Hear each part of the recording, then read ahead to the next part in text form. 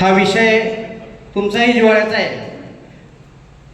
बरेच दिवस झाले हे लोक लीजच्या प्रकरणाच्या मागे, म्हणजे गेले 8 वर्ष झाले काहींना एनओसी मिळत नाही, काहींना प्रोसेस कशी करायची ही माहिती नाही।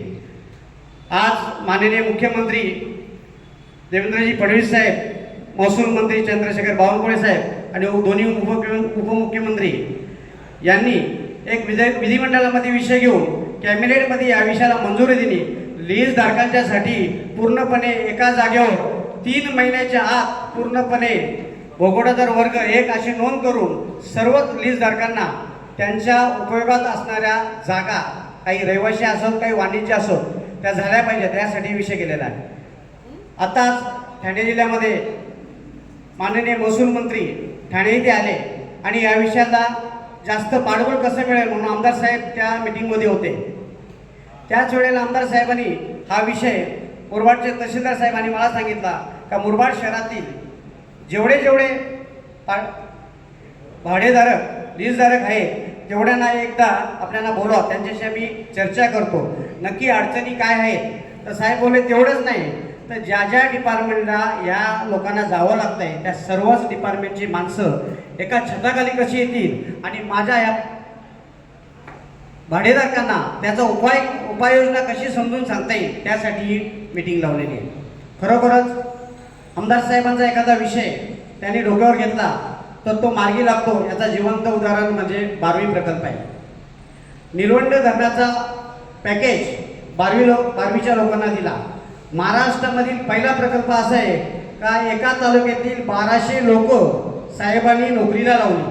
हा विषय आमदार साहेबांच्यासाठी काहीच नाही, आमदार साहेबांना सगळे विषय माहिती आहेत। आत्ताच त्यांनी मला सांगता ते 2 GR आहेत ते काढून दे, म्हणजे पूर्णपणे एखाद्या विषयाच्या मागे लागले का तो विषय मार्गी लागतो, याचे आम्ही सर्वांनी पाहिलेले। मुरबाड शहर बदलतोय आणि त्या बदलाचे शिल्पकार आमदार साहेब आहेत।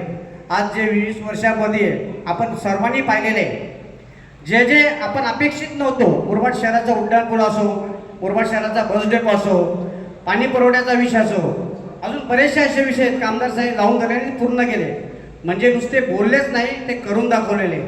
तसाच आज मी तुमच्या सर्वांच्या वतीने आमदार साहेबांना विनंती करतो, साहेब हे लीजधारक भाडेधारक अतिशय म्हणजे एवढे अडचणीमध्ये आहेत का कोण घर बांधू शकणार नाही, कोणाचं नाव सुद्धा त्याच्यावर आलेलं आहे। 134 वर्ष झाले साहेब याला आणि कोणाकडे काही पेपरही नाही आहे त्याचे। 1892 साली लोकांना जागा ब्रिटिशकालीन दिलेल्या आहेत, त्यावेळेपासून सगळे विषय प्रलंबित आहेत। मागे स्वर्गीय पालांडे सर 2010 साली आपल्याशी गुंज केलेले, त्यावेळेला बऱ्याचशा बैठकही झाल्या आपल्यासोबत।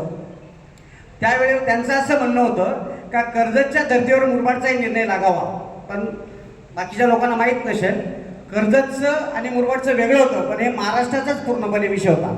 आता या राज्याचे मुख्यमंत्री महसूल मंत्री दोन्ही उपमुख्यमंत्र्यांनी एक चांगला निर्णय घेतला का पूर्ण राज्यामध्ये असे जे लीजचे विषय आहेत ते एकत्रितपणे कसे सोडवता येईल त्यासाठी प्रयत्न करणार आहेत। ठाणे जिल्ह्याचे पहिले आमदार आहेत का अगदी 8 दिवसापूर्वी एक मीटिंग झाली ठाण्यामध्ये, आपल्या सर्वांना माहीतच असणार आहे, फेसबुकवर कोण लोक असतील त्यांना सर्वांना माहीत असेल। आमदार साहेबांनी त्वरितच तुमच्याशी त्यांना चर्चा करायची, नक्की तुमच्या अडचणी काय आहेत, कशामुळे काय अडचणी तयार झालेल्या आहेत, त्यासाठी साहेबांनी सर्वच पदाधिकाऱ्यांना सर्वच यंत्रणेला आपल्या सोबत बोलून तुमच्याशी हितगुंज करणार आहेत। त्यामुळे ज्यांना या गोष्टी जास्त माहिती आहे, काही लोकांना आम्ही पाहायला गेले 5-6 दिवस आम्ही चर्चा करतोय तर फक्त 5-7 लोकांना याच्याविषयी बरीचशी माहिती आहे, बाकीच्या लोकांना याचे मूळ काय नक्की आहे हे माहीतच नाही। त्यामुळं ह्या कार्यक्रमानंतर प्रत्येक व्यक्तीपर्यंत प्रशासन आणि आम्ही पदाधिकारी पोचलो पाहिजेत, हा साहेबांचा मेन हेतू आहे। तुम्ही ज्यांना जे प्रश्न पडलेले आहेत त्याने एकेकाने ते प्रश्न तुम्ही सांगायचा प्रयत्न करा। समोरच सगळे पदाधिकारी पण आहेत, प्रशासन समोर आहेत, आमदार साहेब समोर आहेत। आमदार साहेबांनी आत्ताच सगळ्या डिपार्टमेंटला सूचना दिलेल्या आहेत का 3 महिन्याच्या हा माझा प्रश्न निकाली लागला पाहिजे। त्यामुळे पुन्हा एकदा आमदार साहेबांचं तुमच्या सर्वांच्या वतीने मुरबाड शहराच्या वतीने मी स्वागत करतोय आणि माझा प्रास्ताविक थांबतोय। जय महाराष्ट्र।